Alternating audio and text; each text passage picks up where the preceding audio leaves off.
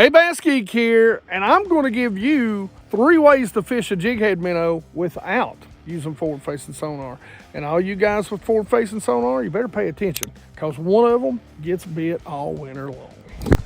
So jig head minnows have been around for a really long time. Trust me, forward facing sonar didn't make them a thing, or they weren't created just for forward facing sonar. We've been using them for years. Now, there are 2 very good techniques that a jig head minnow can be used for that we were using well before forward facing sonar. One of them doesn't really require any graph at all. The other is easier with at least a 2D and what I always call the first ever live scope. And the other is a technique that you can use late fall through winter around wood, docks, those types of places over top of grass. It's a little bit of a newer technique. Let me show you what these are. So there's a ton of jig heads that you can use. I'm going to show you my favorites right here.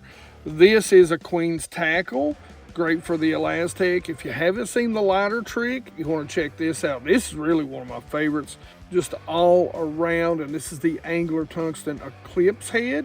And we're going to be talking about a couple of special jig heads that I like to use the minnows with, and that is the Jaw Dropper by First Gen and the BR head by Duo Realis. So some of the minnow baits that I personally like come in a couple of different sizes or several different sizes. That way you can kind of match the hatch, or sometimes go a little bit bigger. I think going a little bit bigger sometimes will get you a few more bites, or at least get you a few bigger bites at times. Of course, one of my all-time favorites, and it's probably my go-to, is the Demi Armor Shad in the 3-inch version. That's a great color right there. You can tell this one's a little bit beat up. It is smoke black silver. Caught my biggest ever smallmouth on this. And of course, they make them in the 5-inch size also. A lot of great colors out there. I will put links in the description of everything. Also, another one of my favorites, and they come in a lot of different colors and 2-3 different sizes now, which I'm super happy about. And this is from Yum. This is the FF Sonar Minnow. This is one of my favorite colors right here. This is the JC Natural, and this is Gizzard Shad in the 4-inch. Now, one of the things, and I'll show you how we work that a little bit later, but one of the things about the BR head, you pretty much have to use it. There's a few other baits out there, but really the best one where you're going to get about that 3-foot side-to-side glide is Duo's BR fish. They're really designed to work together. And this is one of my favorite colors. For whatever reason, largemouth seem to love this. This is UV Silver. It's got a little bit of a blue UV to it. Over the year, this has probably become my favorite combo. Now, you can't get the reel, at least I can't find it out there anywhere. You might be able to find it used, but I will put a comparable favorites reel in the description below, kind of what they replaced this one with. But this has become one of my favorite combos. This is the TFO 7-foot medium fast action option. I love the color, love the gray, love the gold highlights. It's an incredible rod, and it's pretty much what I'm going to use for every single one of these techniques. I do not like a moderate tip. I don't like a slower tip, because you can end up fishing so deep with these baits. Again, you can see what I do here is with the line. My main line is the pink braid from K9. If you guys haven't tried their braid, they come in, they've got a flipping braid, they've got a crappie braid or crappie braid, whatever you want to call it. They've got an incredible copolymer that's called Fluoro, and of course my leader on this is their Pro 100 100% fluorocarbon. There is a 10% discount right here. Make sure you go check them out, geeks. I'm telling you, you won't be sorry. You'll love this line. All you geeks that have used K9, tell them in the comment section below, man. You geeks know you love it. So with 2 out of the 3 techniques I'm going to show you, I'm going to tie a loop knot. But the technique I'm not going to use it for is going to be the side to side. So the jaw dropper or the BR fish and head. Those we're just going to tie a straight normal knot, whatever your favorite knot is. So you can see I've got my forward facing sonar graph off. Here is my 2D. Now this is the color I like. I've just always used it. I used to use Lowrance back in the day. You can see a lot of this stuff, some of it might be fish, but a lot of this, that's probably definitely a bass. But a lot of this is probably stuff in the water, and those lines are a little bit of interference. So that's probably a bass. What I'm going to do is I'm going to show you that could be fish on the bottom. I'm going to show you what this is. Now you see this little line right here? I'm going to show you a little something. I'm going to take this little bait right here, and I'm going to drop it in front of my trolling motor. And if you'll see right there is my bait going down. All right, I can keep it just off the bottom. I can jig it. So that is the real-time interpretation. So it's live. This is not, this is live. Okay, so as you can see, that is a ball of shad. So something that I like to do is throw my bait. You'll see it, here comes a bass up to it. And I'm just gonna jig it. That's my bait coming back off the bottom. Oh, and I just got a bite. Oh no, I did, I had one. Okay, he pulled my pants down. No forward facing sonar. Didn't catch him, but I've got plenty of videos where I do with that forward facing sonar. So I'm showing you geeks this because just because you don't have it don't mean you can't. I was scoping in a tournament. I left my back graph off, which means on 2D with the live so that my co-angler could vertical drop. Now, did I come out and tell them they could do that? Be smart about things. Use the technology that's allowed to you. So let's talk about number 3, the third favorite way to fish a jig head minnow, especially when it comes to fall and winter.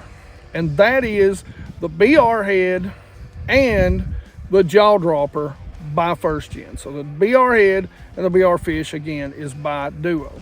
So basically, all there is to fishing this bait is you make your cast out there. So you can be fishing it over brush piles. You can be fishing it over shad and count it down. By the way, I've got a great video on how to fish open water with these style baits that you need to watch. Stick around to the end. I'll leave a link to.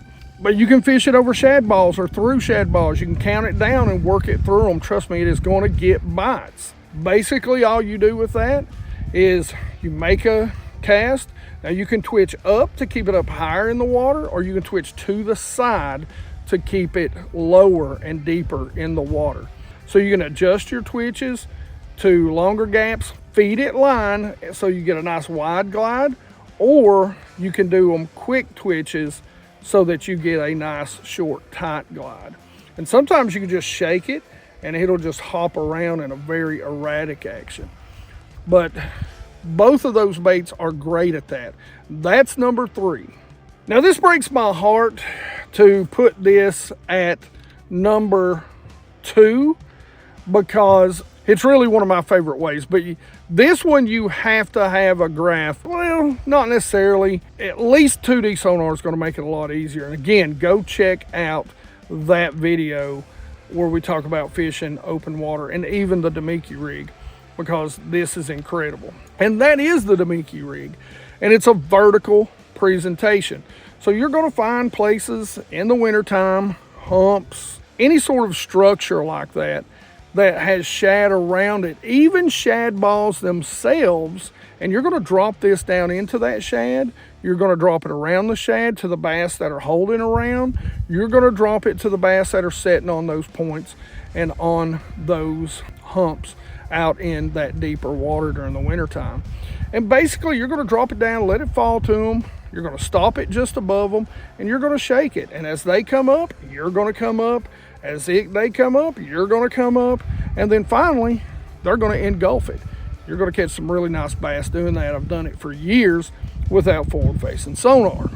So tight lining, this is number one. You don't need any sort of graph at all. All you need to know is what banks to work. And this bank over here is perfect. It's a 45-degree bank. It's a main lake channel swing, steeper banks, and bluff walls. That's what you're gonna be looking for in the wintertime. Basically, it's super simple. You geeks have heard me talk about this all the time. There is another video called Winter Cheat Code. I've actually got 2 of them, and this is it. Because if you want to come catch bass, do this. So 1/8 is generally my go-to for this. And I will tell you, on a bank, I don't get really close because I'm trying to figure out what depth those fish are in.